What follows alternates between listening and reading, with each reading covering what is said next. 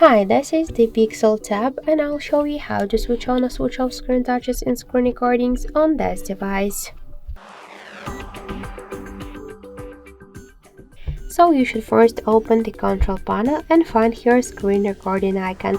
If you don't have this icon here on your panel, tap to edit one and find here somewhere here the same screen record icon. Hold it, drag it to the up section, tap to go back to save the changes, and now just let's hold for a while this icon, and before starting a screen recording you'll see here show touches on screen switcher. Now they are turned off. Just to turn them on you should click on this switcher, and after that you could start your screen recording. So that's it, thank you for watching, and if you find this video helpful, leave thumbs up and subscribe.